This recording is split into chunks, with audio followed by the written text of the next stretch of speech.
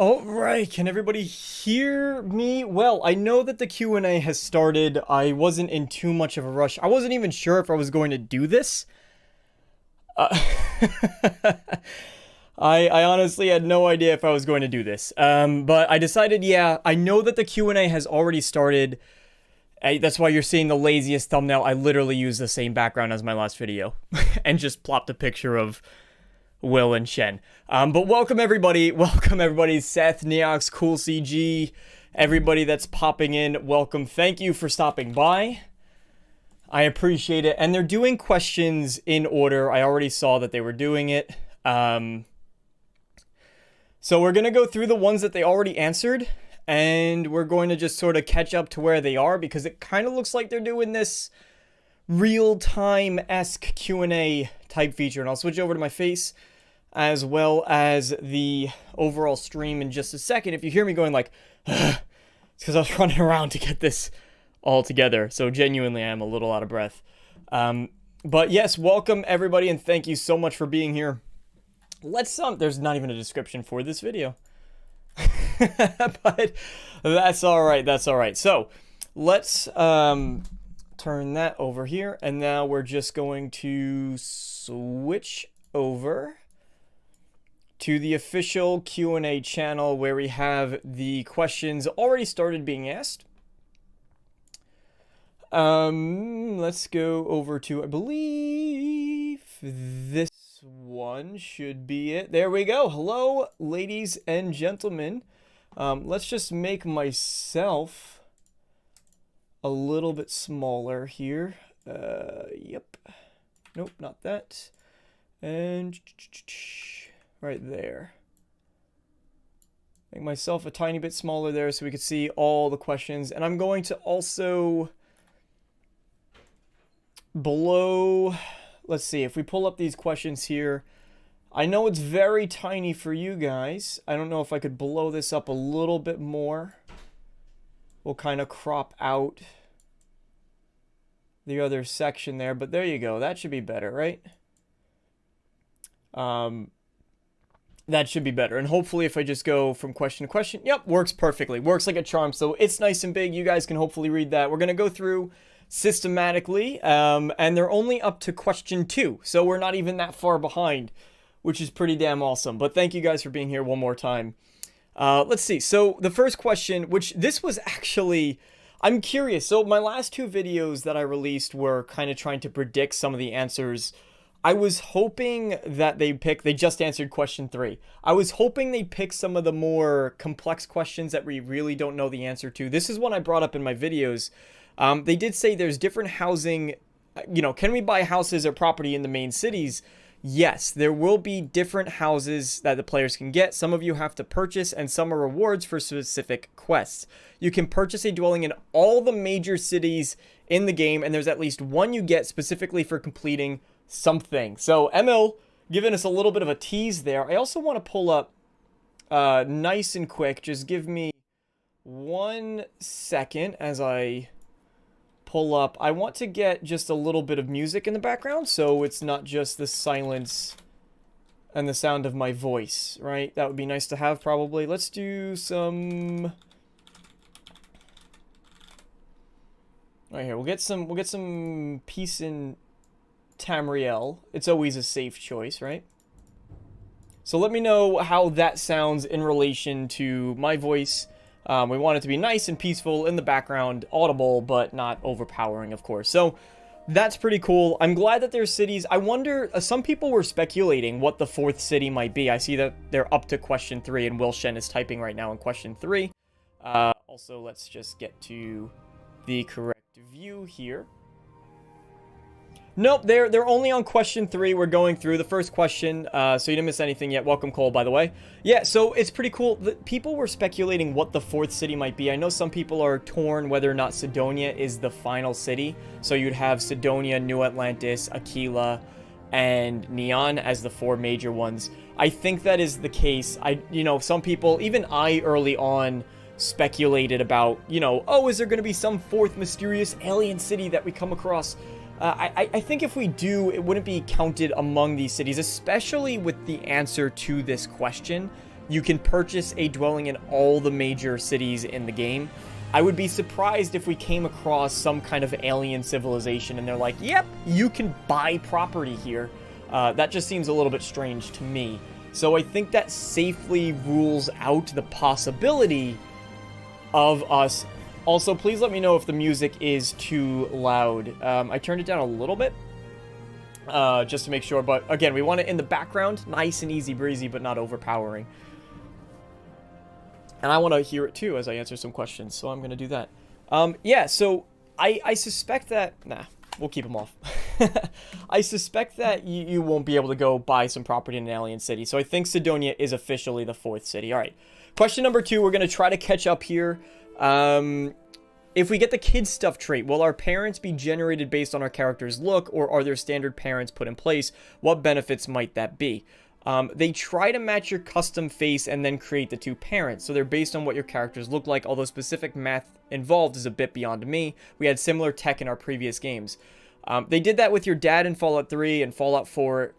So yeah, cool. No spoilers, but I really think fans will appreciate the actors we got to play these roles, and they got so into it. It's awesome, and you can get stuff. I wonder what stuff, and of course we do know that you can actually, if you want to get rid of certain traits, you can pop, kill them to get rid of them, including people like the Adoring Fan.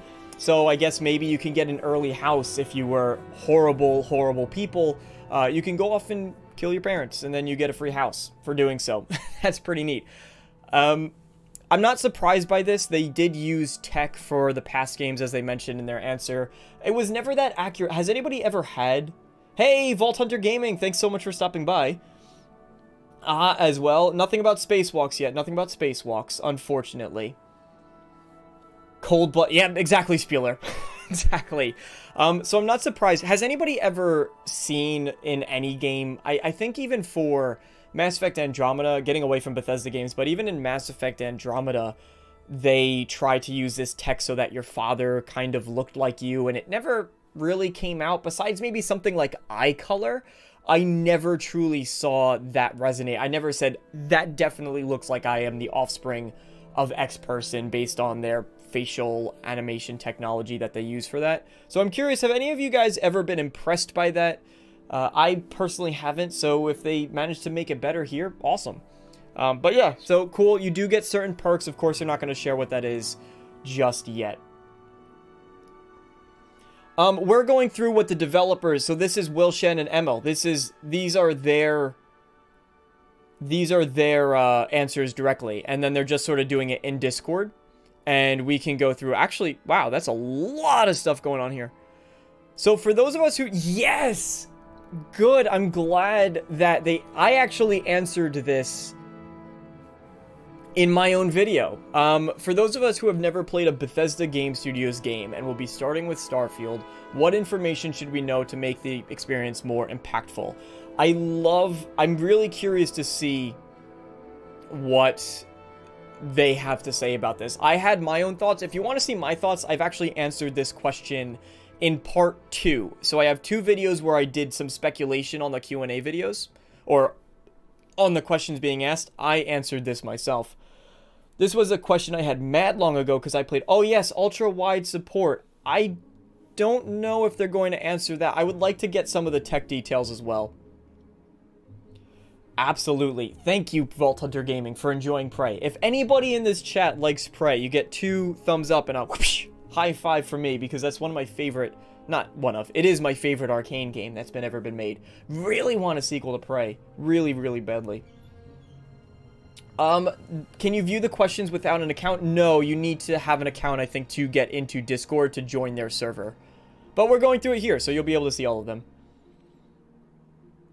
Did I miss any chats here? I just want to catch up on chat. Really hope there's FOV support on consoles. Me too, me too.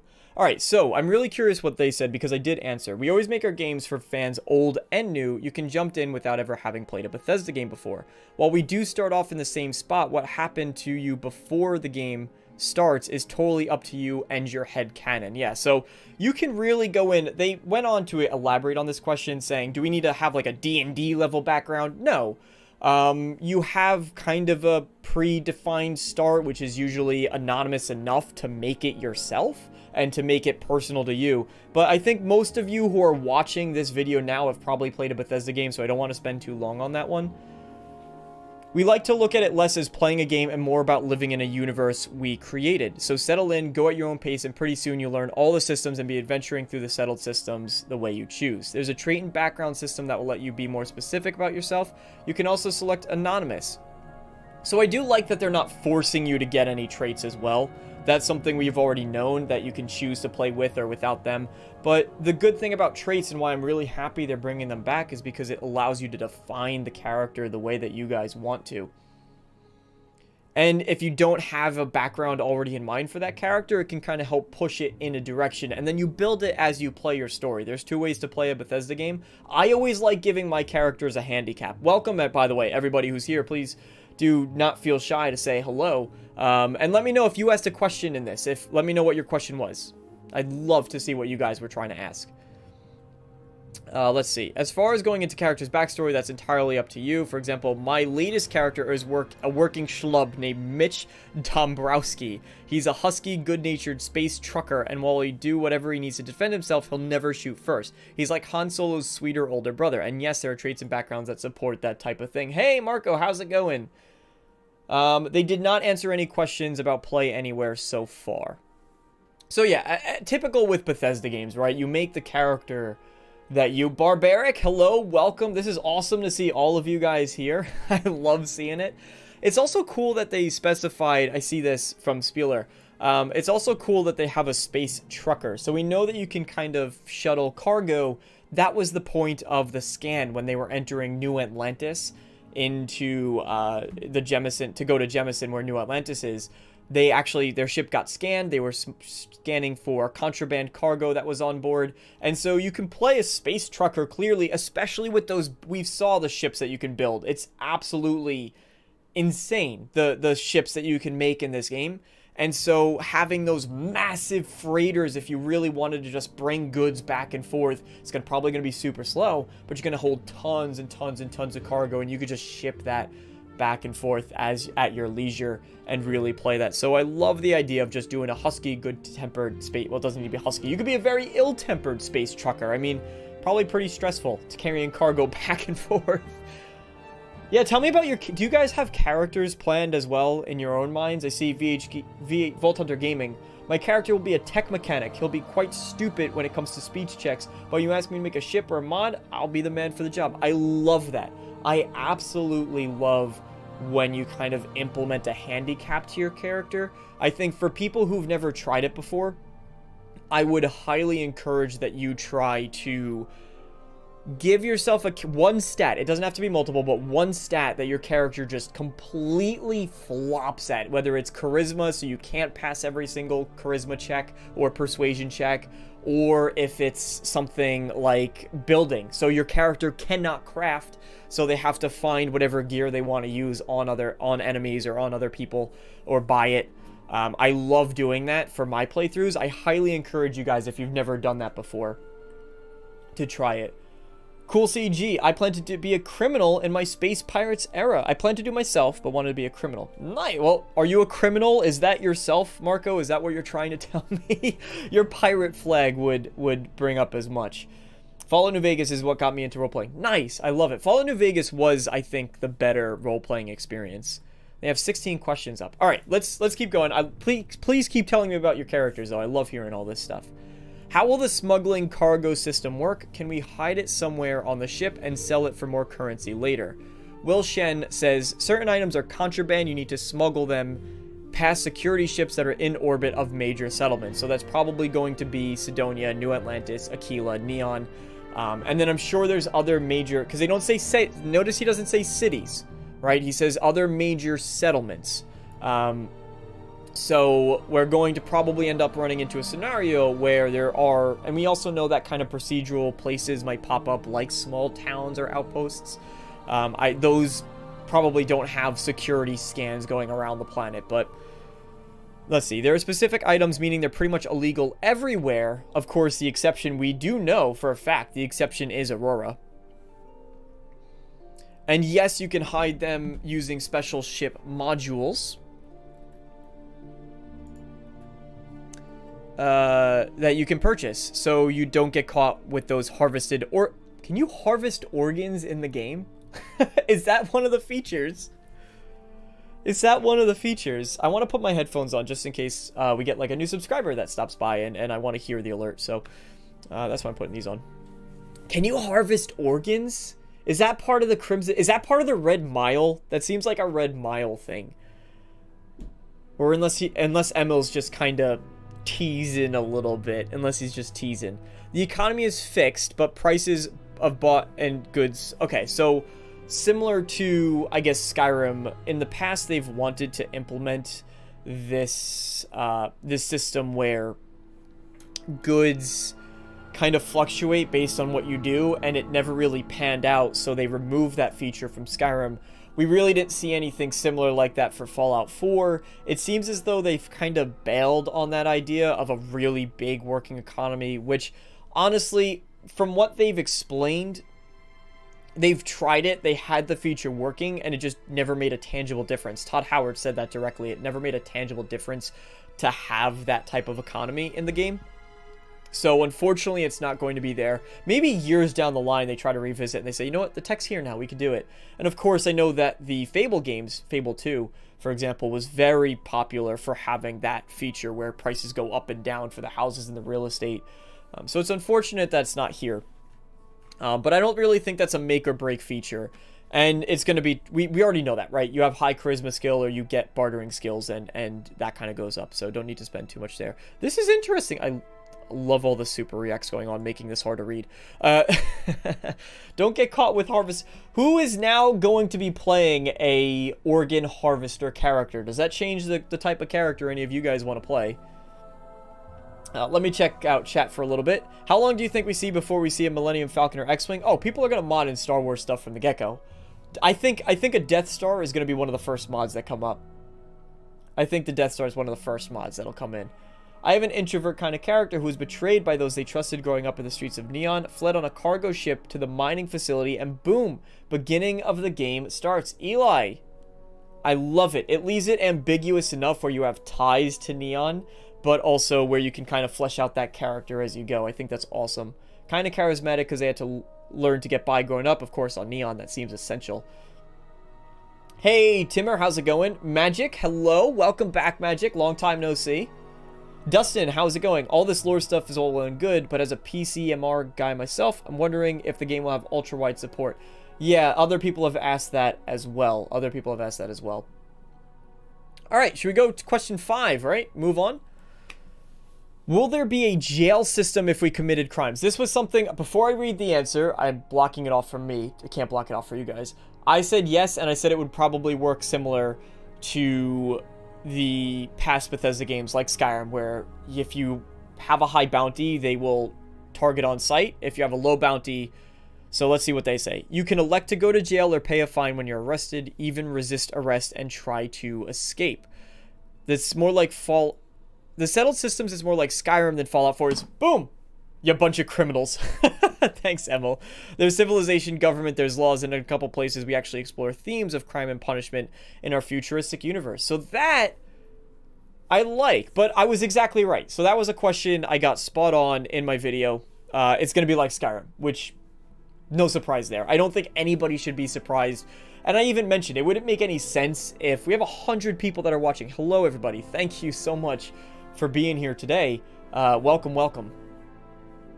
So I never believed that the United Colonies, if you have, because you, I don't know, you hit a chicken. We'll have to go with the Skyrim example, right? Because you kicked a chicken, that the UC is going to run up, guns blazing at you, starships firing because you did something really silly that just, it makes absolutely no sense. So, yeah, they'll try to arrest you. Maybe it would be interesting to see. They say we explore themes of crime and punishment in our futuristic universe, and I'm hoping that means there's going to be a big difference. When they say it's like Skyrim, the way they could differentiate it from Skyrim is you have two major factions. You have the Freestar Collective, United Colonies. they're the two head honchos, right? And then in the background, you got the Crimson Fleet. So what I would want to see, personally, is, and if they ever elaborated, which they're already on question 10, and we're on 5. So what I would want to see, personally, is that each of those 3 factions handles crime differently. Would make sense if the Crimson Fleet says, you stole, we're shooting you. Plain and simple. You killed one of our guys, we're shooting you. Would it make sense for the UC to do that? Maybe Freestar Collective, they're all about that Ranger justice, but it would be interested instead of serving a sentence, if that's kind of what that duel scene that we got in the teaser trailer, you know, where they're both standing, very Western, spaghetti Western style shootout going on. So I wonder if that's kind of how you get rid of crimes. They'll more approach you in Freestar Collective. That's the difference I would like to see from Skyrim. Between every question, by the way, for all of you that are here, please keep sending in your chats, sending in your thoughts. Between every question, before I move on, probably my format is I'll answer a question, turn to you guys over here, and then I'll come back and go to the next question. So just came from another toxic channel. What was the toxic channel, Red Monkey? Actually, maybe keep that to yourself. But welcome. We are a beacon, a bastion, a punch of positivity for you. We'll be critical when we have to. We'll be critical. If there's any answers that I go, I'll be sure to let you know. I think that's only fair. Eli, I said hello to you. Repo man. You're going to be a repo man. Nice. I wonder if you can repo other people's starships. I guess you could, just not legally. Kind of like GTA style, just take whatever ships you want in space. Hey, Roswell, how's it going? Daunted, yes, we're going through the Q&A right now. They're doing it live. Not as a video, they're just answering it kind of in this series of threads in Discord, though. Paragon, yes, that's what we're going through right now. Do you think 4090 will still obliterate 79 despite AMD's partnership? I think the partnership has been blown a bit out of proportion between AMD and Starfield. You're probably, from what I've seen, listen, I'm not going to pretend I'm an expert on this. From what I've seen, people have said that you'll be able to mod in DLSS, that's not actually that difficult, apparently, for people who know what they're doing, of course. I would be, looking for a needle in a haystack. But for people who know it, apparently it's not that difficult. And the cool thing about it is you'll still be able, absolutely on a 4090, you'll crush the game. But you will still be able to get good performance as long as you have their recommended specs for the game, which is currently on Steam. It'd be cool if Crimson Fleet was arena-style trial. If you kill the opponent, you're innocent. Yeah, I think that would make a little bit more sense for Freestar Collective because of that pew-pew, that Western vibe they got going on, right? Welcome, Basic. You've been to the Cloud District. Nobody's impressed. Nobody's impressed if you make it to the Cloud District. Stop pretending you're better than the rest of us. You're not. They might have an easier time. Yeah, the thing is, they might have an easier time with processing the game, and they're definitely optimized. All right, question 6. Let's get a move on. Thanks for the live. Thank you for being here, Gran. And you know who you are. You whose name that I learned and I've since just I've blocked it out because I like this relationship that I can never pronounce her name. All right, question 6. Will time pass when not in-game? For example, will my trade routes, outposts, and mining operations continue to produce, or does that only occur while actively playing? The sim only runs when you're actively playing, no sleeping on the job. Yeah, that's one of those sillier questions that I kind of hoped wouldn't be answered, right? That's not something that would have ever been in the game. So we could just move on from that one, honestly. Can you be a double agent in the game? They had said yes. If you join the United Colonies, can you also join the Freestar Collective and give the United Colonies information? And what factions have that feature if they do? Will Shen says they can all be played completely independently. Again, that's something that I addressed in my previous video, which I am correct on again, which is cool. I'm going to keep egotistically raising myself for all the questions I was right on in those videos, so just so you know who what's what. For all you people watching, you understand that this guy... I understand Bethesda games. I get them. I understand. I can read between the lines. I'm just kidding. It's not that big of a deal. And it's pretty self-explanatory, too. Anyway, the Crimson Fleet. So, exactly what you can do, says Emil. You can infiltrate the Crimson Fleet for UC SysDef. It's specific to that questline. Shen continues, the Crimson Fleet storyline does feature you being an undercover agent inside the fleet on behalf of use.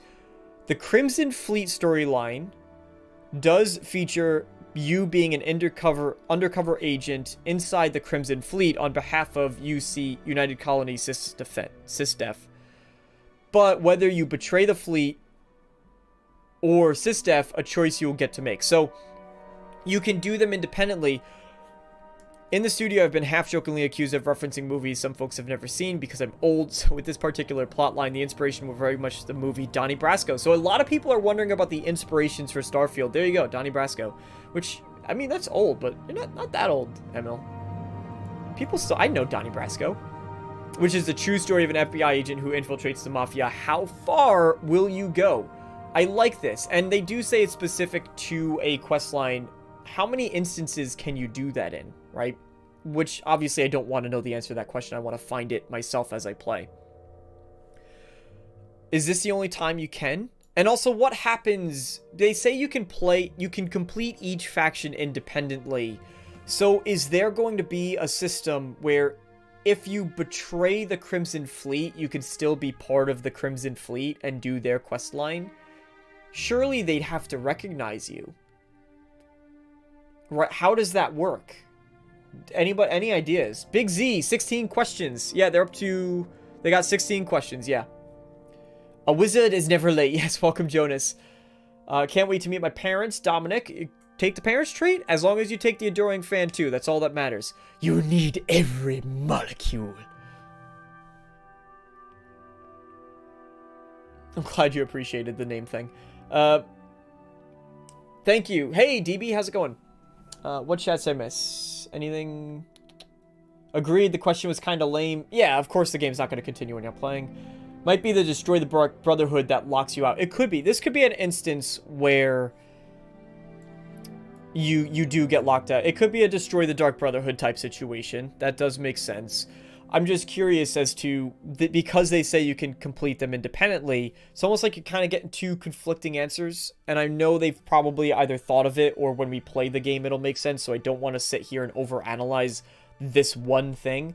I also am curious if is it just one single quest where you do the infiltration, and that's it? So, in this particular example that they gave, where you go undercover into the Crimson Fleet, does it go on for a while? Will the Crimson Fleet start asking more favors of you if they don't find out? What happens if they do find out? The thing that I personally enjoy the most about these types of games is the reactivity to these choices that you make.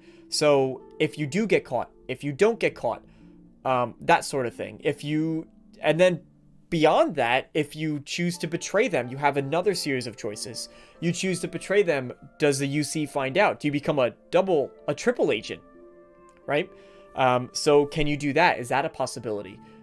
And if you do triple agent, what happens if the UC finds out?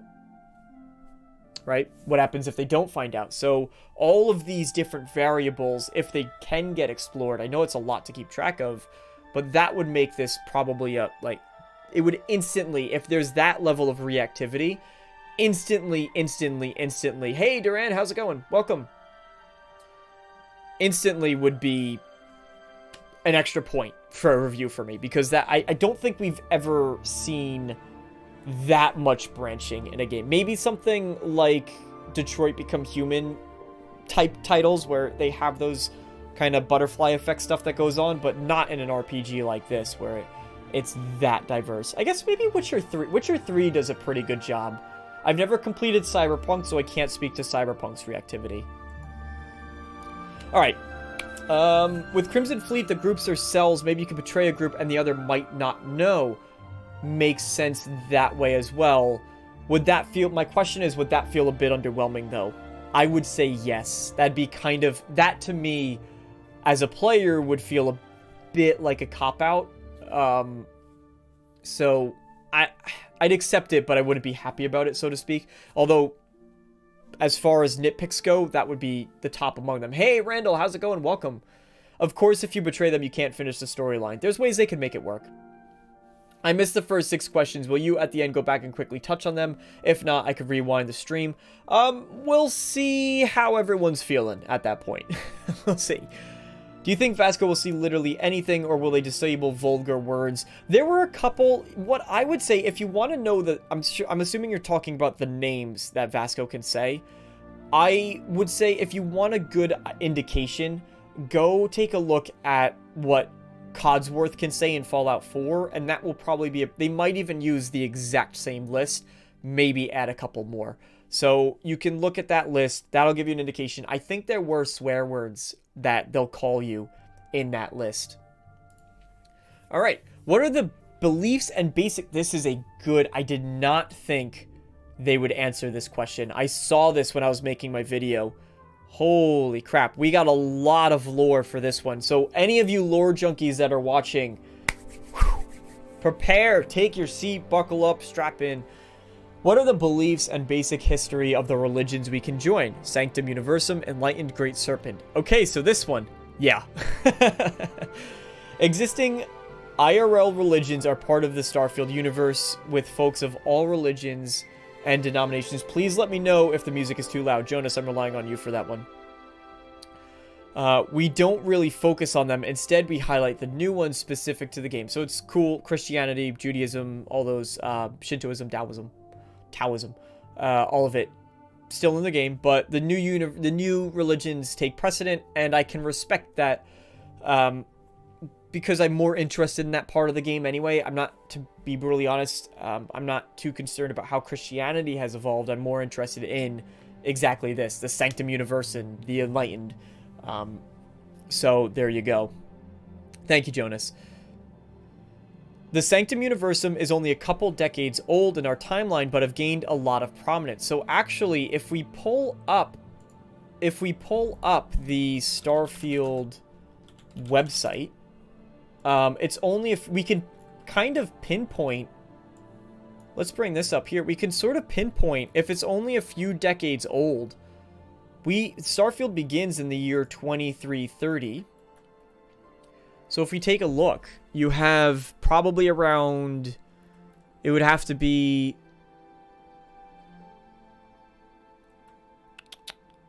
here, around the same time that Constellation finds the artifact.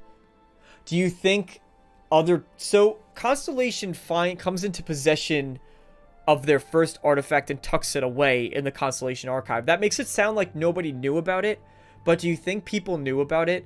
Because, of course, by the time that Starfield comes around, 2330, you do have someone like that trader that was in the early trailers of the game who has, like, the thinning hairline, and he's like, they said it spoke to them. That guy, you know what I'm talking about. So, I'm curious, this would have to be around this point in the timeline. So that's kind of neat. There's a bit of lore for all of you. When the Universum, which one? The Sanctum Universum. It's gained. They believe that God is out there somewhere in the universe, and that humanity's ability to travel the stars brings us closer to God. So that's kind of the evolution of Christianity, it seems. The Sanctum Universum, the members called Universals, believe that God very much exists somewhere, that a higher power is guiding us all. Specifically, they believe that humans' ability to travel the universe and grav jump is God's way of saying, I'm out here, come find me. That's a very believable way that this would happen. I can respect that. I can respect that a lot. It seems they're removing reactions, so it's easier to read the answers. Yeah, that's cool. It's kind of like if anybody watches Futurama. Any Futurama fans out there? When Bender gets cast out into the universe and he finds, and he's like, the best god, or the best thing. What is the line? You do just enough where they don't realize that you're doing anything at all. And, and he sends Bender away. Someone knows. Yeah, Brandsburg. Yep, you know exactly the episode. Yeah, that's what I'm thinking of. That's what I'm thinking of when I read that. Thank you for clearing up. I don't know if any Bethesda team members would be watching this stream, but thank you for clearing that up. It makes it actually readable, especially without the super reacts going on everywhere. Hey, how's it going? Witcher 3 is a great. I'm really looking forward to the Witcher remakes. I've played all the games. I'm almost finished with all the books too. You can actually see them on my shelf. The one is missing. Lady of the Lake's missing because I'm currently reading that one. And he's working on a new book too. Witcher fans out there, he's working on a new book. Andrzej Sapkowski said that it should be coming in the next year. So if you're excited I know I'm going on a tangent, but I'm going to make this quick. If you're excited for The Witcher 4, I do want to make a video where I talk about, is Andrzej Sapkowski's book coming around because of the new Witcher game? Makes you think. Anyway, back to Starfield. The Enlightened are an atheist group focuses on the humanitarian and community work. They believe that life is something every person has to take responsibility for. So if we want that world to be a better place, we have to do it. Seems like this would kind of be aligned with the Freestar Collective. Sanctum Universum feels like a UC type thing.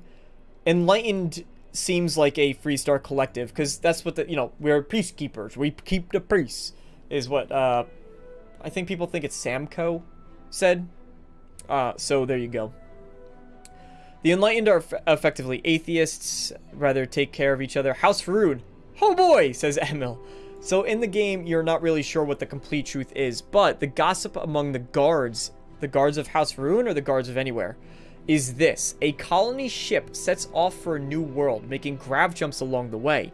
After one of the grav jumps, one of the passengers claims he spent time communing with a celestial entity known as the Great Serpent. What was a few seconds for everyone else was much longer for him, and he brought back a mandate, which is basically get on board or be devoured when the Great Serpent encircles the universe. Is it true? I ain't saying. So in the game, you sometimes face against House Faroon zealots or an enemy group, as that's their motivation. I recently got the House Faroon logo tattoo on my wrist, so I dig them. So they kind of seem like an extension of Norse mythology in a way, right? Which is with the Great Serpent in Norse mythology. If you play God of War, kind of comes in and I think swallows the world and is one of the parts of that. So or Ouroboros, possibly. Maybe it's more like Ouroboros, I think, is the kind of the secular nature of the snake eating its own tail. Sounds like that to me. I wonder if House Faroon is going to be one of the main antagonists of the game then. Red Wolf, no bounty hunter news yet, but House Faroon is where you're going. House Faroon sounds interesting. I don't know if you could join them. It doesn't say that they're a joinable faction.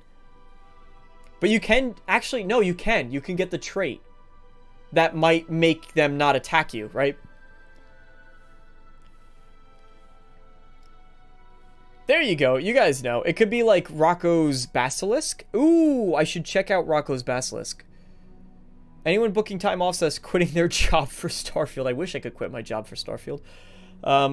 I'm really excited for the Persuasion minigame. Looks are going to have to pay attention to past. Side note, anybody even know how the dialogue wheel worked in Oblivion? I still don't. Yeah, you just move the dialogue wheel and they go. And based on their reaction, you pick that. And you want, whenever they're smiling on, the biggest part of the wheel. So if the wheel, like the yellow part of the wheel is filled all the way, and they're like, then you want to click that option. If they're like, you don't want to click it when the big part of the wheel is there. With Witcher 4, better let me create my own Witcher. I have mixed feelings about that, actually. If they use a speech generator, Vasco could have unlimited vocabulary. Maybe. I don't think they'd do that, but maybe. Because then they need to have all of Vasco's lines for the entire game work with the voice generator. Which I know they're very good these days. The AI is insane what you could do with voices. If you're bored, look up like Plankton, from SpongeBob, Plankton voice song covers. Or Mordecai from Regular Show, or SpongeBob and Patrick. Alright. How many companions can we recruit? There are over 20 named characters that can join your crew.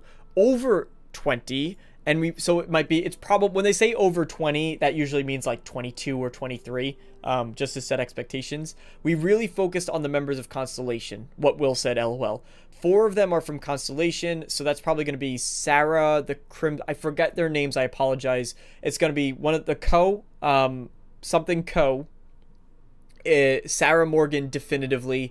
I wonder if Vasco counts as one of the 4, and I'm going to go off on a limb and say the former Crimson Fleet pirate as well would be one of them.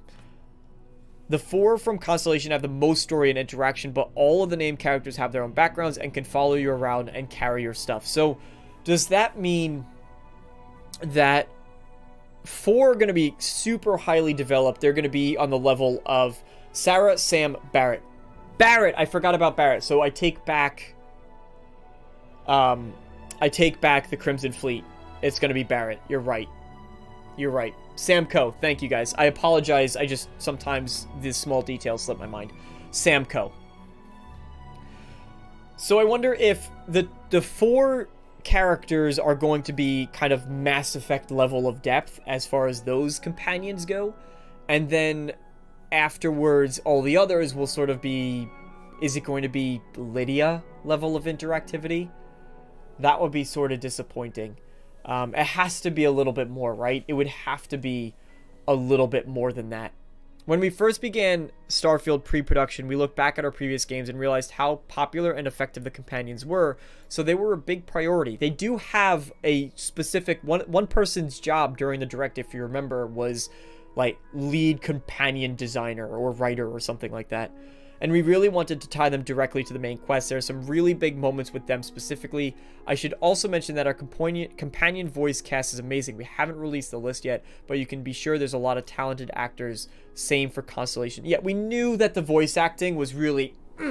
when it was...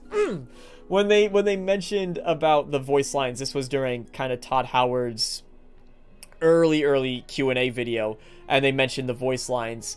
They did say, and they've said this ages ago, where they've gotten so many more voice actors that are working on this title than past Bethesda games, so I'm excited for that part. I'm glad they're investing it there.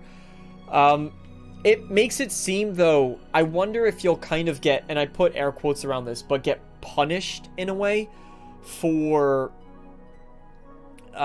bringing along some of those other companions. Because if the 4 of them are really fleshed out and really tied to the main quest, and we know that Todd Howard has... This is an important aspect. Todd Howard in the past has mentioned specifically how he wants NPCs to be more interactive and be aware of their surroundings and know what's going on and respond and react to that part of it. So if you bring along, for example, I think a great example is actually that stranger that we find on the moon. If you remember during one of the trailers... or it was a direct. During the direct, there's the guy who's leaning back against the barrels, the crates, and his ship clearly crashed on the moon or the asteroid or wherever it was, and you rescue him, and then you could bring him as part of your crew. So if you bring him along, are you gonna get punished because he doesn't have as much interactivity? Would be a bit disappointing. Would really suck. And of course, you know, the four would need to really be beefed up. I'm talking each of those 4 on the level of Inigo. If anybody has not played with the mod Inigo for Skyrim and you still want to play Skyrim, he is definitively a must-have. Like, you need to have him as a companion. I can't play the game without him. So there you go. Oh, wait, we can chat in these now? Huh.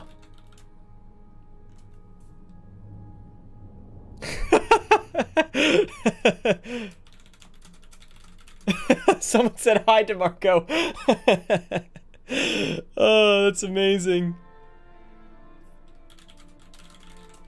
But now I'm not going to be able to read their answers. Now I'm not going to be able to read all their answers because people are going to keep chatting. It's going to get pushed to the top. Yeah, so it would need to be on the level of Inigo to really be impressive. I watched DeMario Dude on YouTube. Thanks, that's my name, DeMario Dude. It's me, DeMario! Yeah, so... Otherwise, I wouldn't mind if the other companions were on the same level as the Fallout companions, because obviously they had main quest lines, but after that, I think they kind of became a little bit more generic. But I would just hate if all of the other 20 are Lydia. That would suck to me. Okay, moving on. Clip that for later. It's a me, Mario. Wahoo!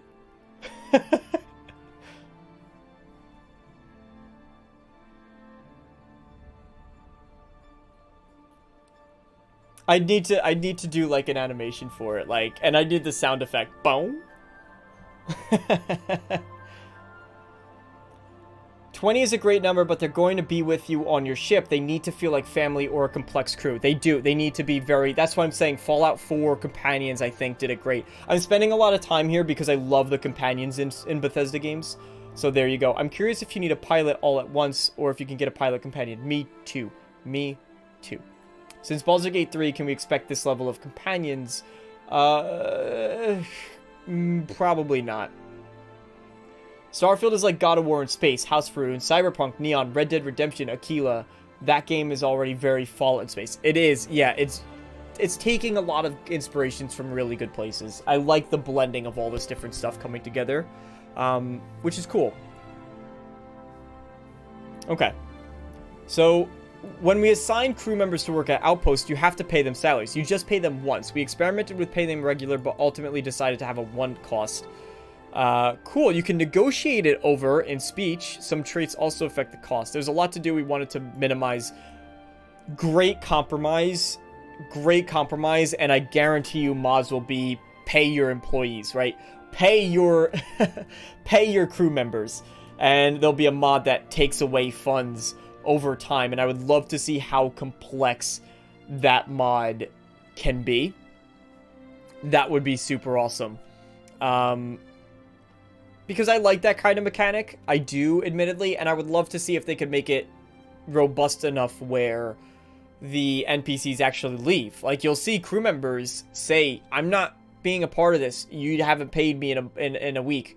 I'm getting out of here. That would be cool.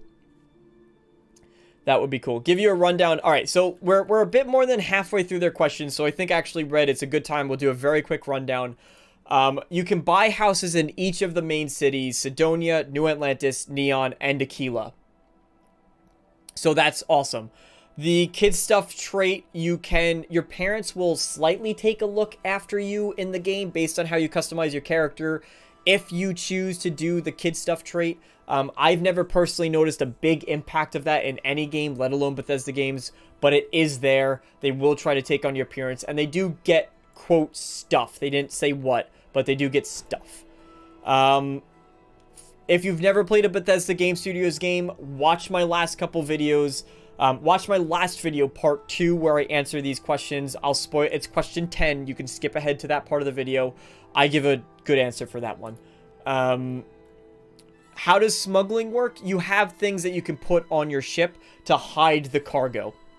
So you can hide the cargo by buying upgrades. I guess it's probably going to be on a level system. So whether or not you'll know exactly the level of contraband you have, I don't know if they didn't specify whether it's going to be based on the amount of contraband that you need to have, like a level 3 scan blocker.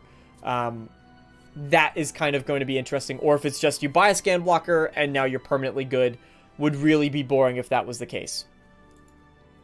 The prison system works like Skyrim, but supposedly they explore the themes of crime and punishment in the universe. My personal hope was that Freestar Collective, UC, and Crimson Fleet, and all the major factions handle crime differently, because that would make sense. This was a silly question. Will time pass when you're not playing the game? No, it won't. They do have specific quest lines where you'll infiltrate factions. So they specifically highlighted... we're just doing a rundown for those of you who are joining of the questions. We're up to question 11. Yeah, so certain quest lines, specifically they highlight infiltrating the UC, then going to SysDef, and infiltrating the Crimson Fleet. That's a quest line, and then you could choose to betray them and do all sorts of neat stuff there. The depth that it goes into, wasn't explored. So, for example, if you do try to betray or you're acting as a double agent but you get caught, what happens then? If you do fully sabotage the Crimson Fleet, you get caught but you still go back to UC, can you still align with the Crimson Fleet? They say you can play them independently, so that's a big question for me personally. Again, I see people who are popping in, so just to reiterate, we're going through a quick rundown of the questions we've already done in more detail. I'm currently on question 12 that I'm answering in more depth. Character creation... Oh, wait. Did I skip this one? I skipped this one. Okay. Depending on traits, is it possible to play pacifist? I can't guarantee every mission will be completed in pacifist, but we do have a couple systems that will help. We talked about this very early on, whether we'd support a fully non-lethal playthrough. We realized for various reasons this wasn't feasible. I want to know what those reasons are. One system is our speech challenge game where you can persuade someone to do something like not fight you. During combat or before combat, you say, hey, don't attack me, please. And they go, you know what? Fine. You pass the check. We're done. Interesting. Now, that being said, there's some good non-lethal options through dialogue or using a non-lethal weapon. Honestly, a lot of situations, though, I couldn't comfortably say you can complete the entire game without killing anyone whatsoever. It's mostly civilized, but it can be dangerous if you're going off the beaten path, and you're absolutely going off the beaten path. It's cool that they have non-lethal weapons, so even if you might not be able to get away with not killing a single person in the game, but you can possibly play most of it with a non-lethal weapon, so you kind of headcanon you're not killing them. I like that. I do like that feature. That doesn't mean necessarily like you're going to go around and tase somebody and then they'll be neutralized, but maybe using like a blunt weapon, like the equivalent of, I don't know, the police baton in Fallout, that's considered non-lethal, and you could take them out that way. I like that.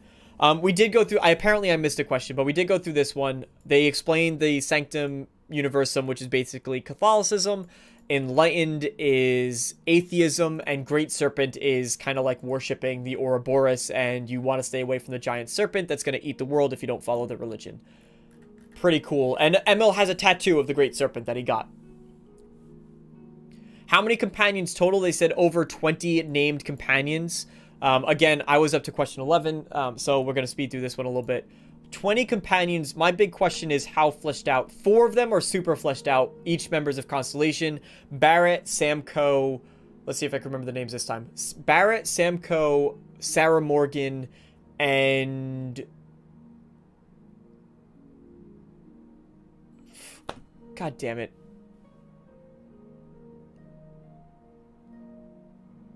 God damn.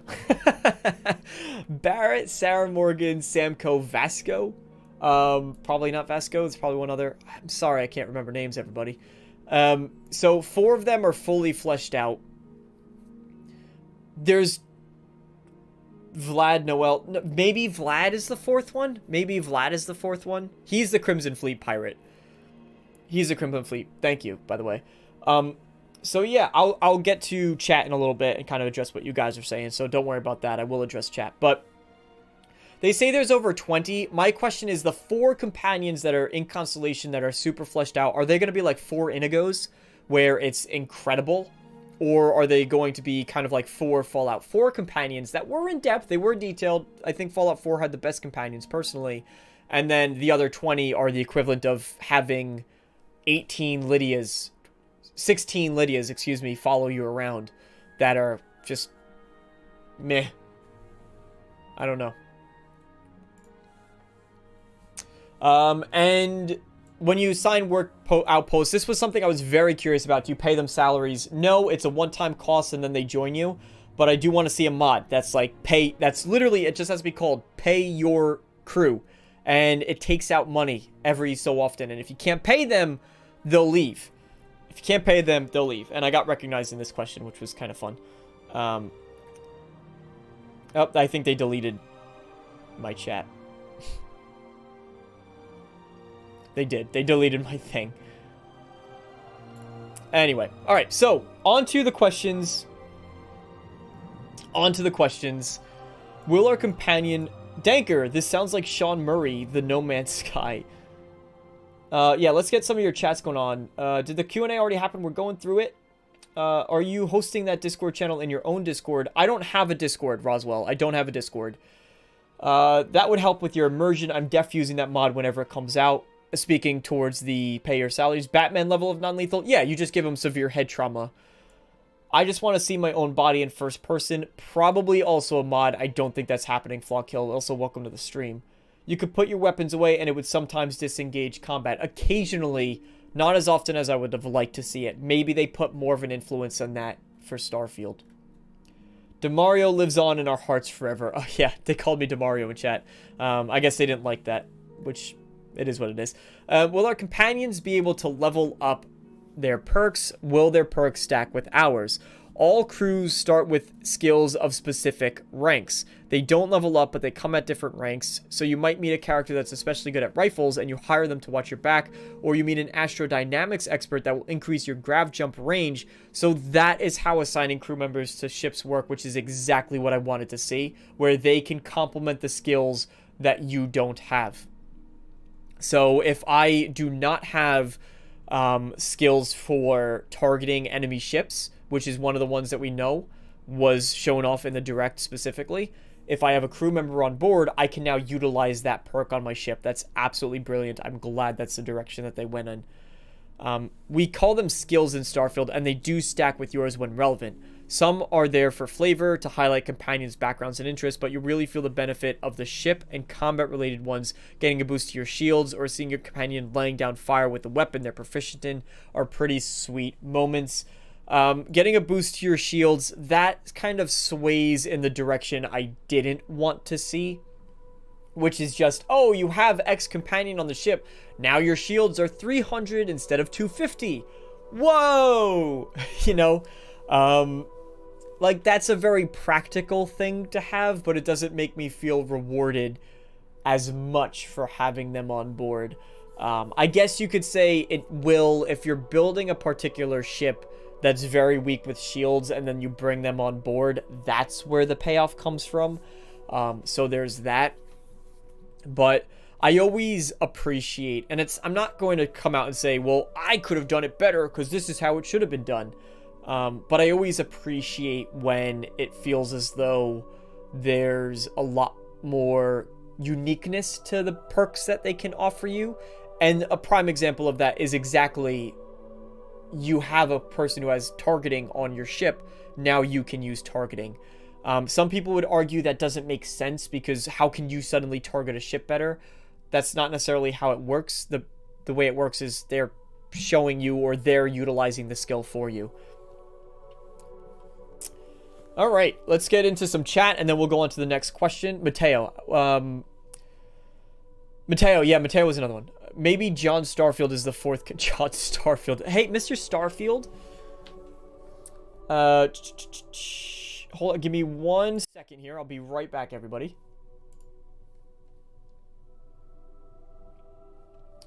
Okay. I'm coming back to the chat. All right. Awesome. What else is this? Premium companion comes with plus 50 to with if you buy now, the premium companion is going to come with a plus 50 shield boost. But only with this special offer. Cool CG, ready for 16 times the we're sworn to carry. Yeah, there needs to be an Easter egg to that, but I don't want that in the game. Welcome everybody, all 170 people. That's more people than I've seen in real life in a long time in one place. So, welcome. Thank you for being here. There's a huge conspiracy where Bethesda won't let anyone talk about spacewalks. They take down channels that ask about spacewalks. You won't find a single spacewalk video in 11 months. A video that mentions spacewalks or speculates about it. It might be... I feel as though spacewalks might be one of the more special moments of the game. I think back to Mass Effect. Spoilers incoming for Mass Effect 2. Which, if you haven't played it, there's my N7 helmet from one of the only, like, collector's editions I've ever bought. That and that statue right there is from the Arkham Origins. It's the only two collector's editions of games I've ever bought was Arkham Origins and Mass Effect. I love Mass Effect. But it makes spoilers for Mass Effect 2 incoming. I'll give you a thumbs up when the spoiler is over if you want to kind of mute the video.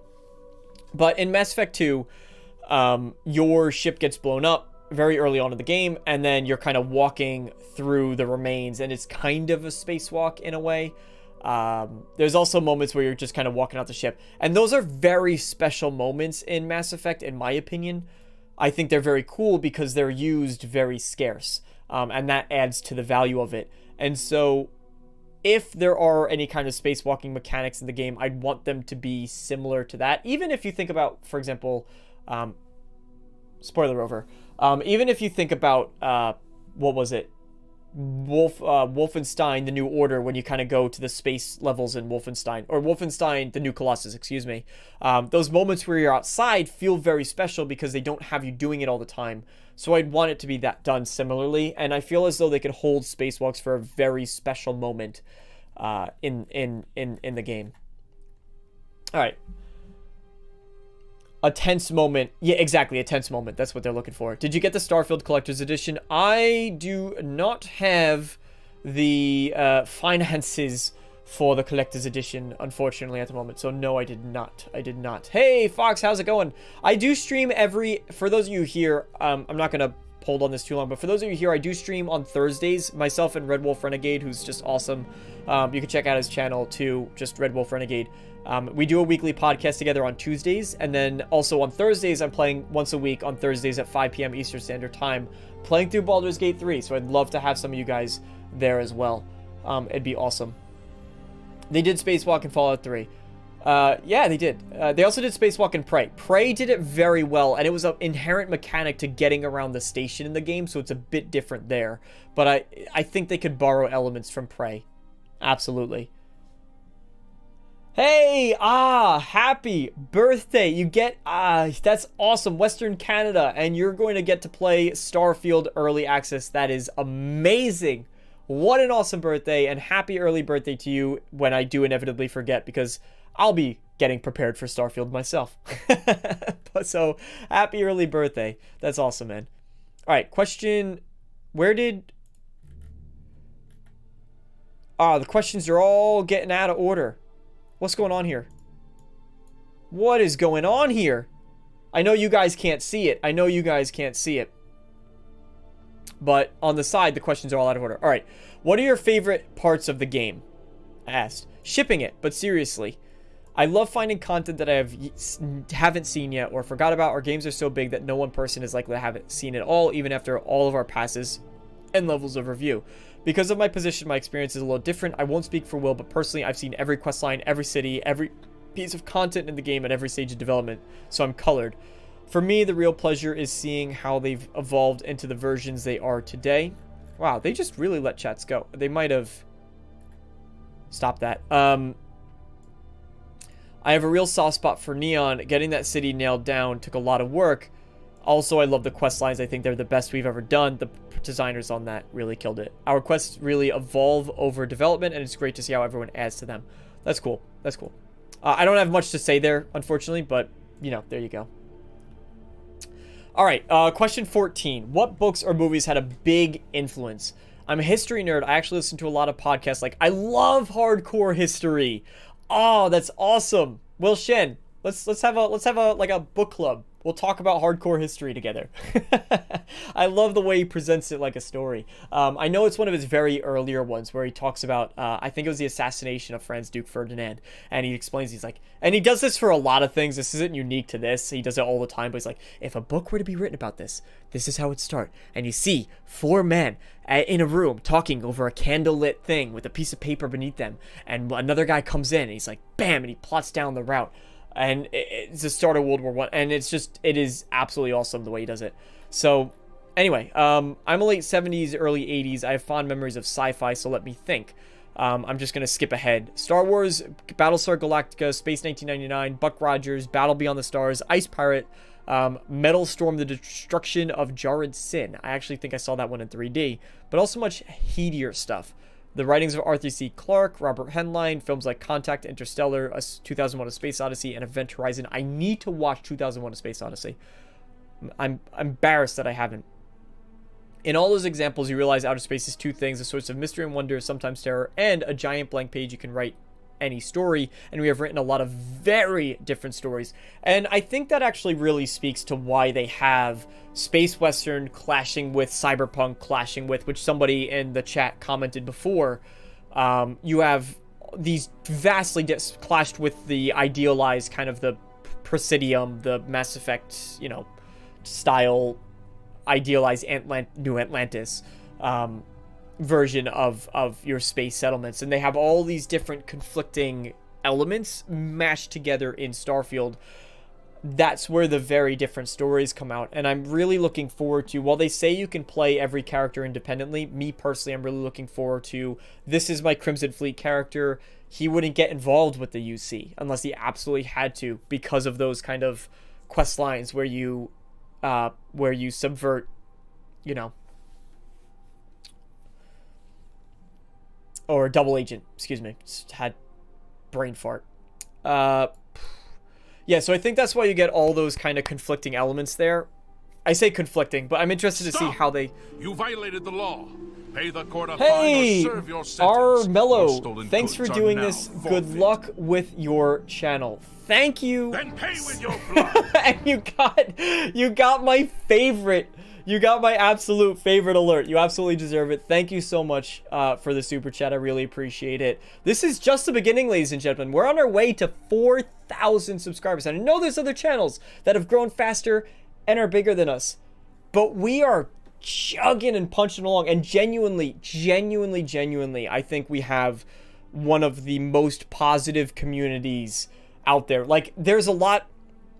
I'm gonna take a step away for take time. Take your time, Seth. Thanks for being here.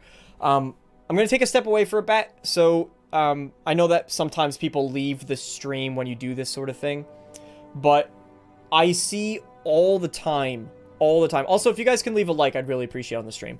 I know people often leave when you talk about this stuff, but I see all the time people, like, on Reddit. Reddit can sometimes be a very toxic place, and I'll see other creators and people, like, bashing other creators and saying, you know, this guy, I hate how he does this, and I hate how this guy does that.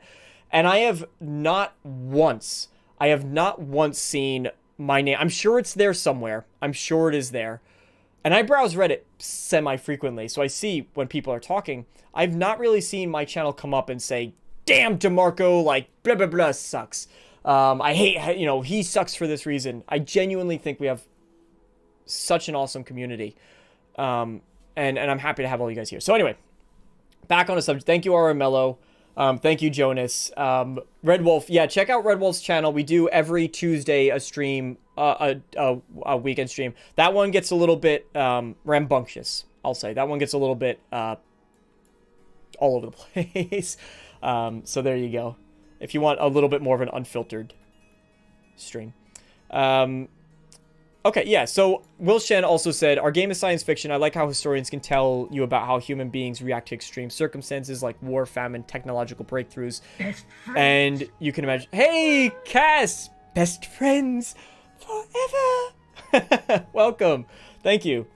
I like how historians tell you about how human beings react to extreme circumstances.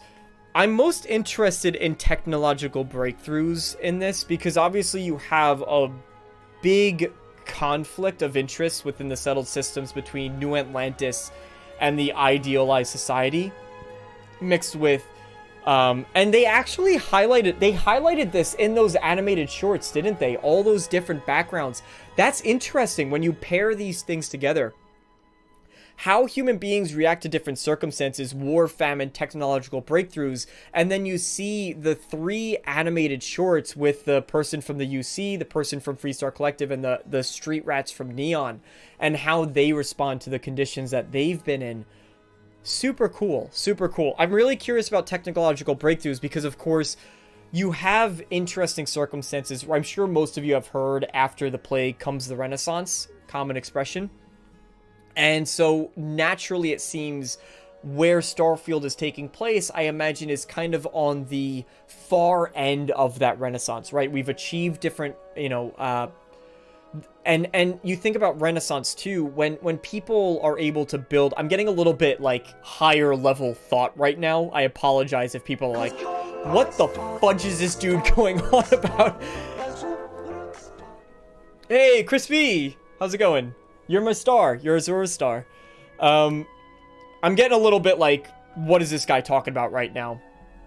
But when you have complacency, there's this theme in a lot of media where when you get, after the plague comes the Renaissance, but people kind of flourishing, that's when you get some of the cardinal sins. That's when you get people who, that's when you get gluttony. That's when you get, you know, people becoming very passive, people not critically thinking, after long term after the Renaissance, right? Because Renaissance obviously inspired thought, and then it kind of boils back down into degeneracy and sin and very primal mentality in a lot of ways, because people don't have anything to be unhappy about, and so we manifest that unhappiness. You could kind of parallel that to, I guess, a bit. I can't speak for other countries. I can only speak really well to the US, but kind of seems like that's the position we're at real life right now, right? We've had some good things going on, and now we're sort of in the slump between everything that's been going on in current events.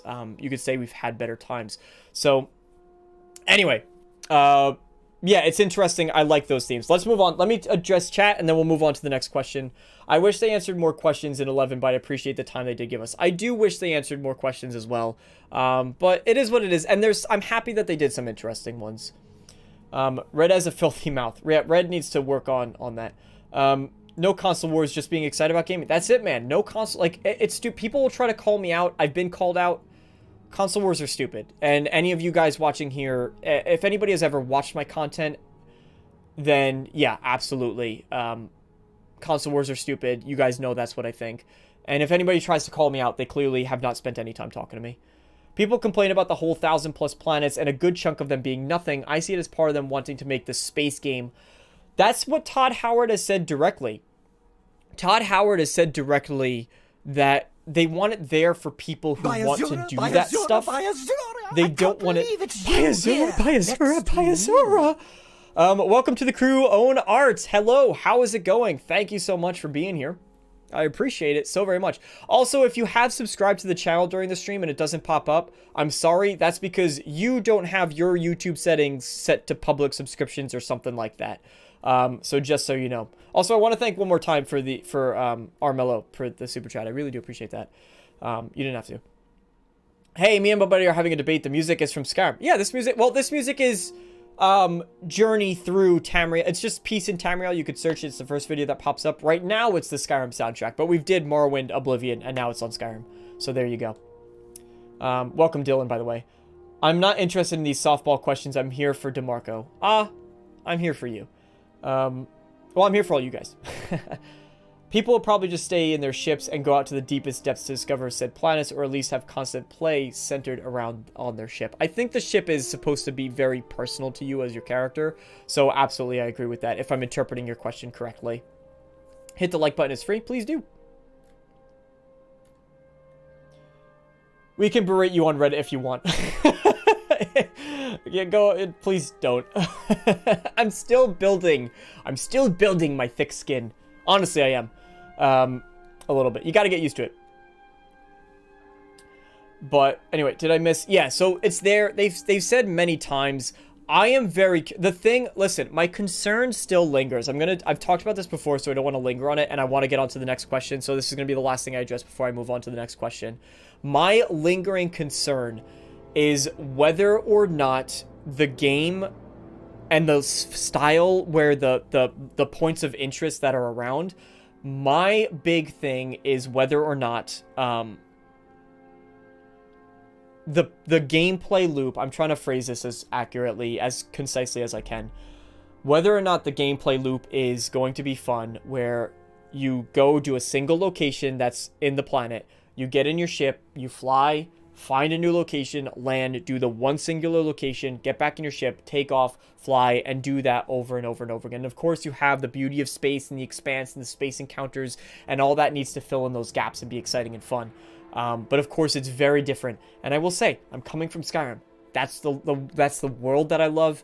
Fallout 4 2, or just a world of Fallout. Those are the styles that I really like, that nice compact map. So this is a change of pace. And whether or not people are going to be on board with that is yet to be seen. And I can appreciate and I can appreciate the silence of space. I can appreciate the loneliness, the isolation, and those themes that are present as a result of that aspect of the game and that exploration that's there as you're the first person to step on a planet and you get that feeling.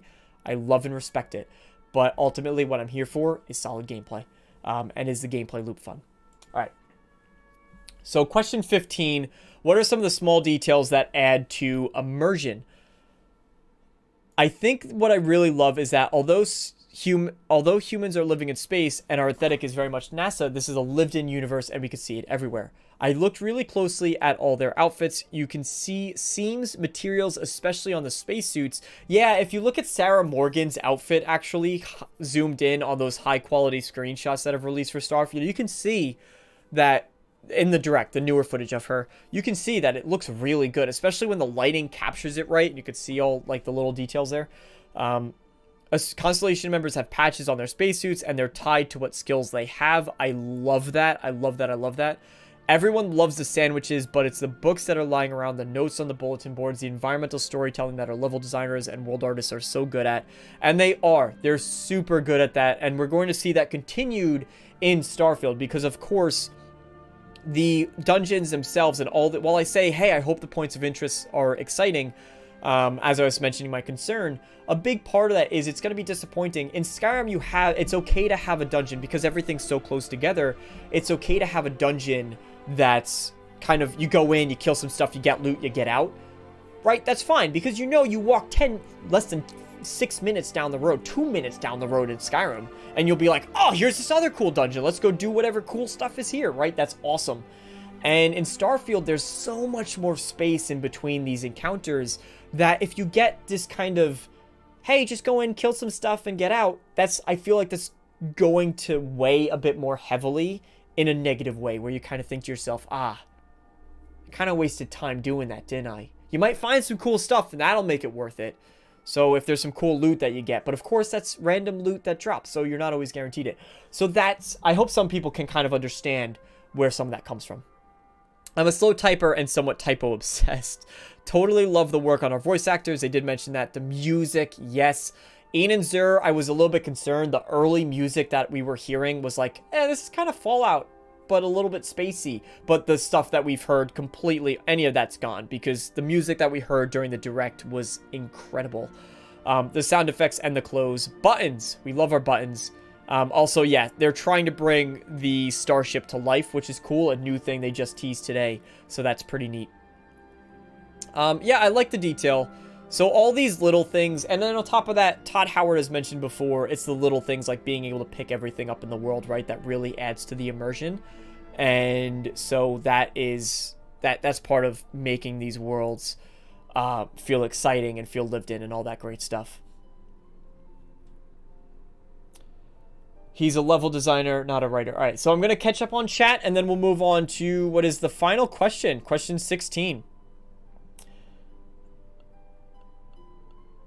If you haven't gotten large amounts of unreasonable hate, I can't call you a successful YouTuber. Or I'm just very successful. No, you're probably right. Weakness is believing that competition is healthy. Bill Gates. Yeah, there you go. Console War is life, brother, says Deus. Console War. I know you're joking, but console wars are stupid. I'm stupid. Console wars are important. I'm important. Console wars aren't stupid. I'm stupid. Console wars are important. I'm important. Yeah, sure. Listen. Sure. All right. Will there be a pet dog Astro to follow you around? I hope there's a pet dog that can go around on space adventures with you. I hope there's a cat. Not because I like cats more than dogs. I'm actually more of a dog person. I just like the idea of this independent, like dogs are very much centered, like they love the attention and they crave that attention, where cats are like, and we saw the concept art with the cat. I hope you can just kind of have, it reminds me of, for example, the pie jack in Mass Effect Andromeda that kind of wanders around your ship, the space hamster in Mass Effect games in the trilogy. So yeah, I love that stuff. And of course, the fun thing about the space hamster was he really did literally nothing. So I'd like to see the cat kind of just mosey around your ship. But no confirmation on pets, actually, which is a bit disappointing. Other than that, a cool space alien pet I wouldn't mind having a little baby Ashta on board. Little baby Ashta would be pretty cool. Pretty cool. I know they turn into monsters when they get older, but there you go. What a Chad. You're a Chad. Homemade sandwich. Sarah Morgan rocking that Todd fit. Love to see it. There you go. Emil is a legend. He even leaked his own phone number on accident. I didn't know that. Is Emil Pagliarulo? People hate Emil Pagliarulo. Listen, he's been at Bethesda a long time. I like Emil. I like Emil. Hey, welcome to the crew. Reef Hacker. I can't believe it's you here next to me. I like Emil. Listen, like my content. I have had bad videos. I've had really good videos. Emil has had things, and I'm cognizant of that. I'm sure Emil has had things he's written that he goes, could have done better. And things he's written that he goes, yeah, this was amazing. He's been at Bethesda a long time. I think anybody from our perspective, I'm being completely honest, I think anybody who's sitting at their desk and has not written for a video game, has not tried to write for a video game, doesn't know anything really about video game writing, or world building, or any of that stuff. And this is coming from someone who makes homebrew D&D campaigns. I don't even feel as though I'm in a position where I can accurately judge Emil and the writing that he does and say, you're not good. I just don't. I just don't, if I'm being honest. You know, so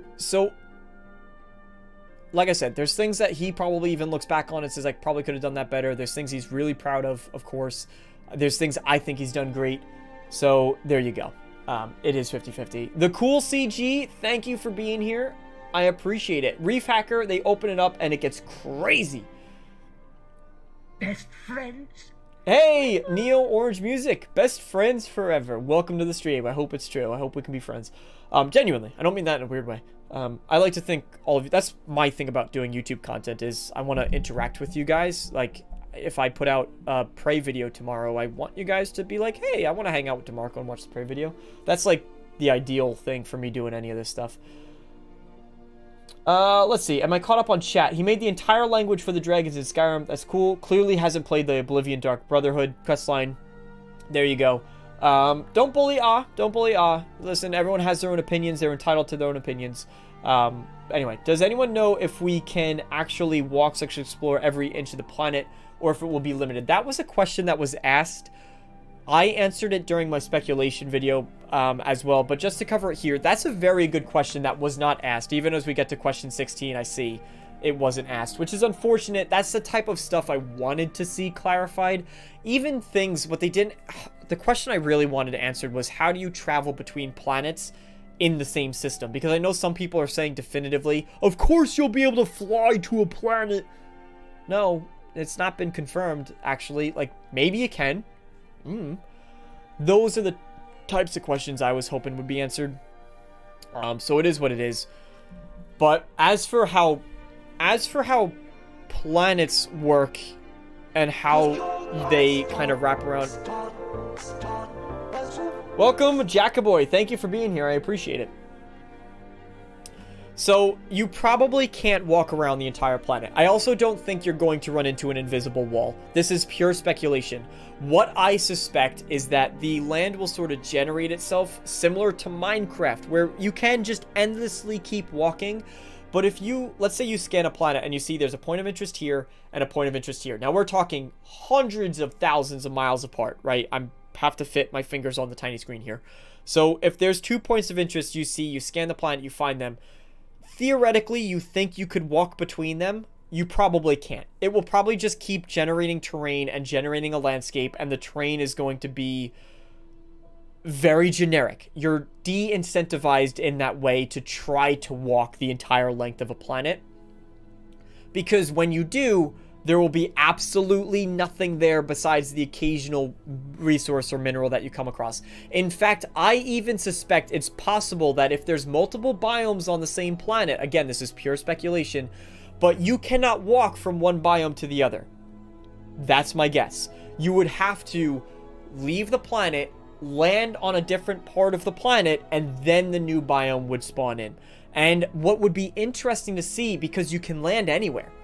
you can land anywhere. But what would be interesting to see is if you try to land on the border of where you think biomes intersect, whether or not then you could walk between the two. But again, I suspect they're going to say, no, that is miles and miles and miles and miles and miles away. You can't do it. That is my prediction. The terrain is already predetermined, though. It's not generated on the fly. It was generated during development. Well, what I mean by that is the terrain is procedurally generated, but in the way that it'll keep stitching. It's working with these massive tile sets, is what they said. So as you try to walk to the edge, it will just generate from another of those gigantic tile sets. And of course, those tile sets don't need to include a point of interest, a location to find. So it will keep expanding that way with just generic terrain from those crafted things. That's what I like about your channel. You explain things real well and stay humble. People accuse me of over-explaining, but I'm glad that you appreciate it. And listen, thank you so much for those kind words. I really appreciate it. I'm betting on being able to walk the whole thing. It's possible I'm wrong. Again, that's just my guess. And if I'm being completely honest about this, I have been wrong about a lot of things. You can check my early videos. I think I still have a video on the channel because I did a soft reset of my channel, but at certain points I was convinced, and I believe this is still on the channel, that having spaceflight in the game would be bad. I thought having spaceflight in the game would be a bad thing, and from what I've seen of the footage, you could see my recent reactions to it, especially when all the lasers are going off in space and you're flying around. I've done a complete 180, so I'm totally open to changing my opinions on things. If I feel like there's evidence of the contrary, or if I just got it wrong. So there you go. That's just my prediction. I've been wrong. I predicted that Starfield wouldn't have spaceships at all. I was wrong on that. I predicted that there'd be a set amount of areas you could land in, more similar to the Outer Worlds, I guess, in that way, or Mass Effect in that way. I was wrong on that, so I've been wrong about a lot of things. Just saying. Has Todd confirmed that Cartsy? The terrain is... No, Todd didn't confirm it, Lil D. It may feel like an actual planet, even though the play zones are small. On a modern-day Earth, there's sometimes hundreds of miles between interesting things. Yeah, exactly. The question seemed a bit softball, but the answers Emil gave are good. Welcome, Klepto, and I agree. Samuel, it is over. We're up to question 16. I've just kind of been dragging and stalling a bit because I like hanging out with you guys, if I'm being honest. But I do have to go because I'm doing a special event with Lorefield, actually, in a little bit. So I do have to wrap up a little. Hi, Jackboy. I missed the Q&A. Will there be a video recapping what we learned? Probably the more interesting questions. Yeah, I'll probably do a recap as well. This will stay live. There's no reason why this stream will come down. So if you want the full in-depth thing, you could watch it on demand. But maybe, yeah, depends on how timing works out, to be honest. I'm a little bit strapped for time this week. If the tile sets are actually just procedurally generated generically, then theoretically you could walk the whole planet. It would just be weeks of IRL time to get there. Yeah, theoretically, but you wouldn't... What I'm saying is you would never actually go from here's the point. You would actually wrap around the whole planet and eventually you get back to that point. What I'm saying is it would endlessly extend on, theoretically, a completely flat plane forever and ever and ever and ever. And it would not cycle back to where you were to give you that illusion. But I know there's going to be people out there who... There's absolutely going to be people out there who, with console commands, you change the speed that you can run at, and they just go 200% speed around and see if you can do it. I'm curious. Again, I can be wrong. I'm fully admitting that. The shock and depression as a... presented 1000. Yeah, go back and watch my reaction. Go back and watch my reaction to the Starfield Direct when they said 1,000 planets. I was I was in shambles. No, I took that stream down. I think it got copyright claimed. But yeah, I was like, what? What do they do it? No. Like, you saw the breakdown as we went. It was really funny. Yes, a space game with no spaceships. Listen, Mass Effect is a space game where you don't pilot your own spaceship, and it was fantastic. I thought that was more the direction that Bethesda would go in. And I don't think that's unreasonable. Yeah, I thought 4 to 6 planets max. Exactly, Jonas. You remember. You're calling me out. It's fine. Woof. $10. Thanks to Marco for this. Keep up the good work. Thank you. Celebrate the first super chat. That was the first super chat. I know that you left super comments though. Thank you so very much for that. I really do appreciate it. It means a lot. Thank you. You've been awesome. I'm so happy to have you here. Stop! You violated the law. Pay the court a fine or serve your sentence. Your stolen goods are now forfeit. It's 200% speed, not enough. You're right, Fred. Your blood. Okay, are there aliens though? Probably. I think they're going to be hostile. But probably. My speculation is that the creature that we see in the trailer was kind of the tease for alien life. You see that one very out of place scene with the creature that attacks the other thing. Unless that's some kind of mutant, because we also saw that in the lab as though they were testing on it, so maybe it's something we created. I don't know, probably not. I think that's the alien, though. Planets are balls. They are, well, yeah, they are. Is P stored in planets, then? I don't know that one. Okay, alright, final question. What is the history of the mechs? Ooh, the mechs, good one. So we showed this a bit in the animated shorts. The mechs are left over from the Colony Wars. No, it's Colony War and not Colony Wars, singular. The mechs are leftovers from the Colony Wars. Note, it's Colony War and not Colony Wars. Emil. Emil, help! Emil, I don't understand. That's funny. The mechs are left over from the Colony Wars. Plural. Note, it's Colony War and not Colony Wars. Singular. Alright, we know what he's trying to say.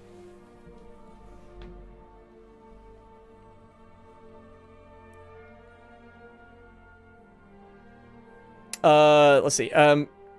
Both sides, United Colonies and Freestar Collective, had mechs, but the Freestar Collective really mastered them. The UC had mechs too. They also relied on them, but they also relied on the controlled alien beasts from their Xeno Warfare division. Wow. Okay, so UC... So that's interesting. You want mechs, Freestar... Which is weird. The Freestar Collective, with the specifically very early on talked about Ashta that live outside their region, are not the ones that did Xeno Warfare. Rather, the United Colonies with the super in-depth UC SysDef technological marvel of New Atlantis decided to use the animals. That's really, really interesting. There you go. So if you want mechs, you go to the Freestar Collective. If you want Xeno Warfare and alien beasts to fight on your side, you go UC. Both of them were outlawed with the armistice that ended the Colony War. I'm not saying there's an old mech battleground in the game. I'm typing it. Mechs, not usable. They're in ruins. So that begs the question, because obviously, you know, for example, nuclear warfare is banned, but we still have them, right? So mechs, illegal to use, but you're still there. It's a shame that we won't be able to use them at any point during the game. I would have liked to see, especially because to me, I felt as though the framework would have been there for that type of thing, because of course you have Fallout Power Armor, which was more mech-like in Fallout 4 than it had been in the past. So it seemed as though the framework was there. But they're not utilizing them anymore completely, and genuinely all the factions agreed, hey, we're going to get rid of them completely. Mechs, he does outright confirm they're not usable, they're in ruins. So it's nice that he didn't leave it open-ended, because these are the types of things I like when they set expectations properly. And this is one of those things where they could have left it open-ended. He could have said, maybe it would have, you know, there might still be one that's out there, haha. Well, I guess that kind of is too on the nose. He could have just not said anything, right? And then people would have said, oh, maybe at some point we get to do it. And now people start speculating at some point we get to use mechs. He just outright said no. So I like that. They also didn't delete all of the people, but we can't chat anymore. So it seems like they're going through and deleting the messages. So there you go. That is the entire Q&A. That is the entire Q&A. It was good. Some of you guys, I know you said softball questions. I find it interesting the Freestar Collective had mechs. Yeah, exactly what I was saying. I think Cole, I would like to think so as well. Maybe they will have some spacesuit that's like power armor. But unfortunately, I think they want to distance themselves a little bit more from Fallout. They wouldn't want to do... That might even be why the mechs aren't usable in the game, is because they didn't want people getting in them and going, oh, it's Fallout in space, right? I know they've described it themselves as Skyrim in space, but it really does feel different enough that that's not the case. So yeah, this was definitely interesting. Some good questions. I think that the mechs was nice to know, confirmation. This one was a good question as well, that they do, you know, you do feel the benefits on the ship from having certain companions with you. It was nice to know the number of companions that are around. Oh, they didn't erase my thing. It's still here. Never mind. I was just in the wrong question, or I wasn't looking in the right spot. I guess there's just... Oh, that's probably it. There was so many comments, I missed it. Yeah, there you go. Thank you for doing this. They deleted the ones that say, I watched DeMarco, I think. That was it.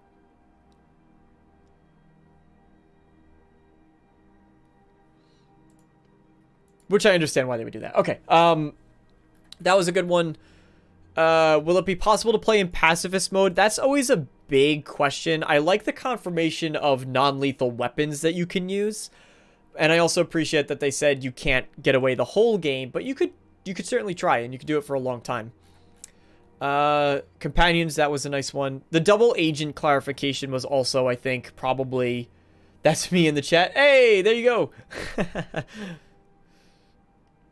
You're in my chat too.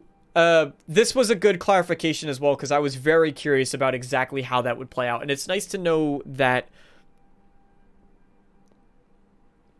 It's nice to know that there's specific quests that tie into it, and it's not as though you'll be doing, you know, whenever you want, you can just kind of go and report to the UC, right? I think some people might have maybe had this expectation that they would just be able to go, hey, I'm working for SysDef. Now I'm going to go, hey, Crimson Fleet, did you know SysDef is doing this? You can't do that at any time. It's based on a particular quest, so I think that's very good to set the expectations. This, I predicted accurately in my own thing. This was nice to know as well. I guess we kind of could have filtered that, you know, not the strongest question, only because I think there were better ones asked, in my opinion, of course. But it is cool to see details about the Great, because of course the Enlightened, it's nice to know exactly what role they play. House of Rune, naturally that's interesting, and I think Emil is not letting on as much as he knows. I think Emil, there's a lot more going on with House of Rune. I would be disappointed if there was just, hey, here's this religion, you can read about them in the game, and then they kind of work similar to the Gunners in Fallout 4. I would go, a little bit for that. And then it is cool that we have that nice Futurama reference. I know it's not actually, but that nice Futurama reference with the Sanctum Universum, where we're trying to find God out in the cosmos, that he's somewhere hiding in a galaxy or a nebula or a system so far away. And I think this is, so for you guys in chat, what I'm curious about, I know that you've been kind of asking questions intermittently, but if you want to, especially if you haven't chatted already, but if you want to kind of put the questions that you don't see answered in this, or that you want answered, perhaps for a little bit longer, because this stream has been going on, how long have I been live? I don't know how long I've been live. However long it's been. Perhaps we can spend some time where we just sort of go through and speculate a little bit, because this is one of the last opportunities we have to speculate about Starfield. It's a bit bittersweet. An hour and 30, an hour and 40. Nice, not bad, not bad. This is one of the last moments we'll get to speculate about Starfield, and then it's full on Elder Scrolls 6. I mean, obviously, I'm not going to abandon Starfield once it comes out. I think I'll leave the lore to other people, though. I probably won't do, like, a lore series for Starfield. I do want to make an update video, maybe when we hit 4,000 subscribers on the channel, which we're almost there. I'll kind of do, like, an update and a check-in and that sort of thing. But did we get clarification on if there's randomly generated crew or if they're all pre-created? I suspect that crew will probably... So they did say there's 26... There's over... Not 26. There's over 20 companions in the game. That typically means that you have roughly 23, right? 23 to 25, or 20 to 25-ish in that range. Otherwise, they would have said 25. What is it? So they said you have over 20 companions in the game that you can interact with. I suspect that there might be a system where you kind of get more generic followers. That's where you get mercenaries. There's no reason to believe that so far that you can't find the equivalent of, I think her name was Janessa in Skyrim, like kind of the mercenaries that were, Mercurio was one of them, that are hanging out in Skyrim's taverns, and you could recruit them to come along with you, but they're not really unique in any way besides the skill set that they use. And that could flesh out a little bit, unless that's included in the over 20 companions. They also did say that you could have an entire ship filled with robots, or an entire outpost run by robots. So that's kind of interesting too, although you can't build them yourself, as far as I know. When is the devs queue? We did that already. Going to start. Yeah, it's over. It's over. Yes, please do. If you're enjoying the stream, leave a like. Let other people know. It helps it get out there. Even after we end the stream, other people will be able to kind of find it. So, if you don't mind, I appreciate that. Thank you, Jonas, for reminding. I think I could get a bot that periodically does that kind of stuff too, but honestly, it feels a little impersonal. Did we get clarification on this? Oh, I answered that one. I was looking to get official confirmation on the skill patches can be added to our spacesuits. Will Shen references Constellation members? I hope we can. It might be an option, kind of toggleable. I imagine that for your character, it actually, there's a small part of me in my brain that's thinking maybe it's not possible. And the reason why I say that is because you think of how many skills that the companions will have, like 4 skills, right? That's associated with them, 3 or 4 skills that's associated. We saw that in the direct. You can have 20 different ones individually. And to put that all dynamically on every single, like, Bethesda, not saying it's impossible to do, because you look at a game like Risk of Rain 2, and Risk of Rain 2 on every single character, which if you haven't played it, it's a great indie game, but Risk of Rain 2, for every character that you can play as, which there are several of them, they have the items that you pick up. It's this roguelike game. The items you could pick up are dynamically placed on the character, and every single item gets put on the character uniquely based on who you're playing. So if Hapu Games, this tiny indie studio, can do it, Bethesda absolutely can. But they would have to account for every single armor type in the game, that the patches for every single skill and every single combination of skills that you have gets put on your suit. So it's not confirmed, actually. It's not confirmed. Ask them if they started Elder Scrolls 6 or is still messing with Starfield. Charlie, every single developer right now is probably working. Actually, that's not true. At this point in the game, we have, if you watch the podcast that was done with the show that was done with, someone's gonna know. Someone's gonna get it before me. It was Todd Howard and, oh goddamn. Lex Friedman. Nobody in chat said it. Nobody in chat. Oh, Homemade did. I thought it before I saw it in chat. I did remember. Not Kind of Funny. It was Todd Howard and Lex Friedman, I think, where it might have been Kind of Funny, but I think it was Lex Friedman, where they explain the development process. He's done it before anyway, regardless. Where they explain the development process. At this point in Starfield, Starfield has gone gold. We learned that today. It's gone gold. You can pre-download on consoles tomorrow. You can pre-download on Steam August 30th. So there you go. But it has been confirmed that you can, what is it? It's been confirmed by Todd Howard officially, the process that they develop their games. Now that Starfield has gone gold, you absolutely have concept artists that are working on Elder Scrolls 6. You absolutely have some of the early writers have moved on to Elder Scrolls 6.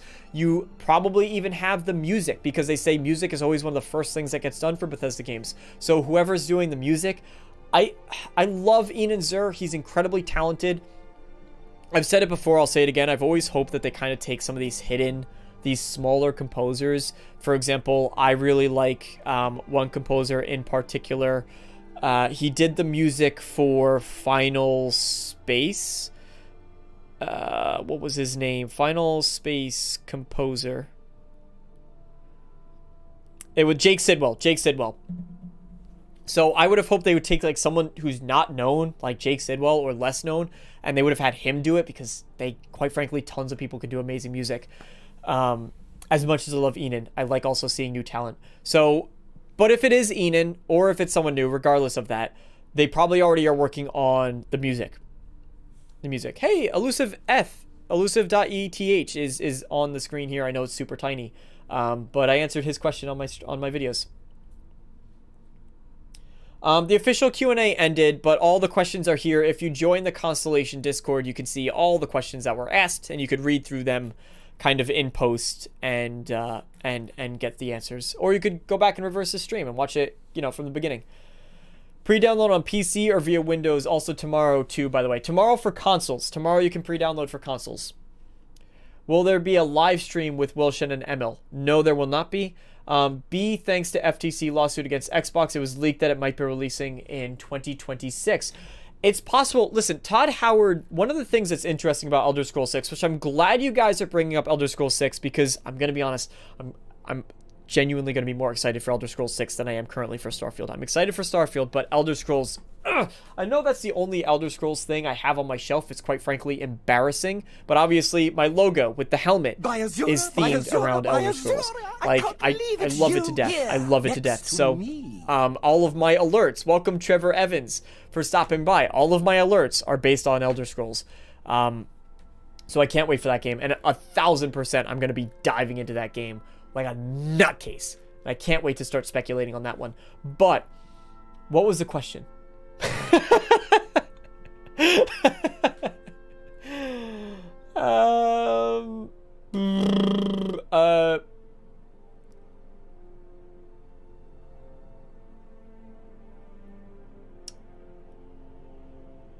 I completely lost that question. Sorry. It might be releasing in 2026. That was it. Todd Howard has always said he understands the gap between games. He gets it. But we haven't seen them do anything about it. So this is the opportunity for them to do. If Elder Scrolls 6 is like a 2020, let's see, 2023, 4, 5, 6. That's a 2026 game. That's good. That's 3 years between games. I can live with that. I can live with it. I want it sooner, of course, because I'm greedy and I'm a stupid gamer. And I'm selfish and stubborn, and I want it now. But there you go. All right. One of the devs mentions they will be playing as a space trucker. I wonder if you will be able to take a Space 16-wheeler to your outpost and fill it with all your resources to sell somewhere. We've seen those massive freighters in the Starfield Direct already that you can fly across. So absolutely, that's possible, Robbie. And you can build a particular ship because you can have multiple different... I think they said 16. For some reason, the number 16 rings in my head. But you can have a lot of different ships, and you can have one that's specified for shipping cargo, and you can have one that's better for dogfighting. And so you could have all those storage containers to go off and ship around. People saying kind of funny. Yep, you were right. Yeah, they have people working on pre-production on the next one while it's in production. So Test 6 is in pre-production for many years already. Absolutely, Jonas. You know. I remember Todd saying Elder Scrolls 6 is in a playable state. They probably have, when they say playable state, just so you guys understand, if you're interested about the development process. And again, I think this was on the Lex Friedman podcast where he explicitly states, it might have been kind of funny. I apologize, I can't remember which. But they have a vertical slice of the game. And that's just a small segment of it where they can test out certain key features or marquee features of it. And that vertical slice will expand over time, but it's just a really small segment to say, okay, this is how it plays, this is how it feels, this is some general concepts. That's a playable state. So it doesn't necessarily mean that they're like playing the entirety of the game. That was Friedman. Okay, thank you, DB. I can't wait to see the art, style, and music of the game. I'm assuming you're talking about Elder Scrolls 6 because that's what we've been on, but there you go. No, I mean Game Pass PC is also tomorrow. There you go. Okay, so if you're playing through Xbox Marketplace, you can also download it tomorrow, which makes sense because that's kind of really tight to Xbox. Oh, that's what they did say. They said Steam was August 30th. Xbox, including Game Pass, was tomorrow. So there you go. If you're playing the game through Game Pass, you can pre-download it. I'll be buying. I haven't bought it already. I always say like don't pre-order, don't pre-order. So if I do want to get those kind of pre-order bonuses, I'll usually do it like the day or so before. Speaking of, what else have we got? It's been over a decade. I know. Cheg is our first love. It is. Any other questions? The organ smuggling sounds awesome, bro. Welcome, Yvonne. Yeah, I'm curious. Is organ smuggling a feature? Or was he just saying that to be witty and funny and kind of be like, make us scratch our heads about it? I I will probably never play an organ smuggler. I don't think I have it in me to be like, let me just rip this dude's lungs out and put it in my backpack and bring it back to my ship. I don't think I can do that, but it's cool if you can. Of course, you've got the Constellation. If you've got the Constellation Edition, you've got to wait for it to ship. Oh, someone did ask, do we know when the Constellation Edition will ship? I have no idea. I can't answer that. Emil's personally really shone through in the Q&A. I also couldn't tell if he was just joking. Yeah, for sure. I think some parts he's probably... Emil likes to laugh. He does. He likes to have fun. Yeah, so I think that's about all your questions that you guys are coming through. If I caught up, if I missed some, then I do apologize, because there were a lot. This was awesome. This was great. This is one of my most successful streams I've ever had on the channel. So, my second most. I think Stars for Change was the most successful, and I'm glad it was, because that was awesome. Of which I owe people shirts. I know I owe people shirts. I'm working on it. I promise. I'm getting them shirts for Stars for Change. I'll be getting a shirt. I want the shirt, so I'm waiting to get it myself. So there you go. And unfortunately, that is about all we have. Can I steal your organs? Yeah, sure. Yeah, so thank you guys for being here. Woof, thank you for the $10 super chat. Armello, thank you for the $20 super chat. Everybody who subscribed during the stream, thank you guys for doing so. We're on our way to 4K, which is super fun. It's always nice to see that. And thank you guys. I cannot wait to showcase and share with you all my kind of first reactions to Starfield. I'll be talking about my post-Starfield launch plans going forward, because obviously a lot of my content is based around news. And so, you know, the lore stuff, I think everyone's going to beat me to the lore stuff, if I'm just being brutally honest. But I got tons of other RPGs. Starfield coming out, of course. You got Witcher 4, you got Mass Effect 4, which I know is far. But for then, you have Dragon Age 4, you got lots of 4s. You got Elder Scrolls 6, of course. That's the next Bethesda game, so there's so much to look forward to. And I can't wait for it. But thank you guys so much for being here. This was so much fun to do. And I'll try to work on getting, probably later than others, if I'm being honest. I got a busy schedule coming up. But I'll work on getting a summary, more concise, more scripted, more planned out video of this for all of you. Otherwise, you can check back. Rewind this stream. Share it around. Let other people know. Anyway, as always, have a good day and night. Thank you. Better late than never. Marie, it's so great to see you. Dang, where you all come from? Welcome to the channel. Yeah, I don't know. I don't know where all of you guys came from, to be honest. If you're interested, VG, hi. If you're interested, streaming Thursdays, Baldur's Gate 3 at 5 p.m. Eastern Standard Time. I'm doing that every single week, so please do consider joining me there.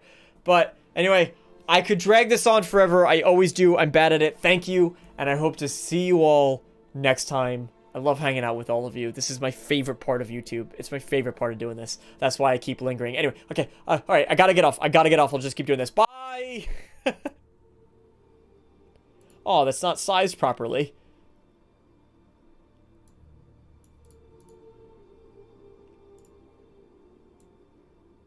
There we go.